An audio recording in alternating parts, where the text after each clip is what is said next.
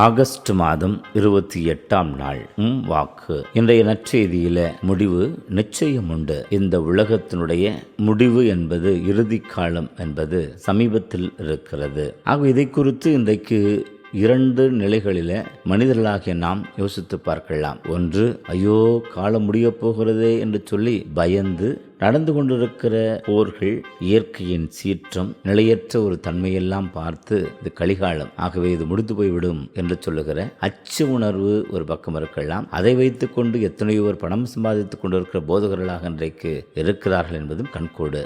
இன்னொரு பக்கம், இன்று இயேசு ஆண்டவர் நற்செய்தியில விழிப்பாக இருக்க வேண்டும். வீட்டுத் தலைவன் எந்த நேரத்திலும் வரலாம், வருகிறவருக்கு நான் பணிவிடை செய்ய வேண்டும் என்று சொல்கிற ஒற்றை நோக்கில பொறுப்போடு கூட நடந்து கொள்கிறானே, அவன் வீட்டுத் தலைவரிடமிருந்து வெகுமதி பெறுகிறான், பாராட்டு பெறுகிறான். அதுபோல இவ்வுலக வாழ்வை நாம் கடவுளிருந்து பெற்றுக் கொண்டிருக்கிறோம். அந்த வாழ்வை கண்ணும் கருத்துமாக கண்ணியத்துடன் ஒரு விரும்புவது போல வாழ்ந்து, இதோ நான் நீர் குறிப்பிட்ட இந்த வாழ்நாள் காலத்தை சிறப்பாக வாழ்ந்திருக்கிறேன் என்று சொல்லி நிறைவோடு அந்த இறுதி நாளை எதிர்பார்க்கிற அளவிற்கு இறைவன் அருள் நமக்கு கிடைக்க வேண்டும் என்று சொல்லி ஜெபிப்போம். மேலும் இந்த நாளில அன்னையாம் திருச்சபை பாவியாக வாழ்ந்த அகுஸ்தீன் புனித அகுஸ்தீனராக மாறி இருளின் செயல்களை விட்டுவிடுங்கள், பகலின் வெளிச்சத்திற்கு வாருங்கள் என்று சொல்லி ரோமையருக்கு எழுதப்பட்ட பவுலுடையாருடைய கடிதத்திலிருந்து எடுத்து வாசி என்று வாசிக்கப்பட்ட வார்த்தையின் அடிப்படையில்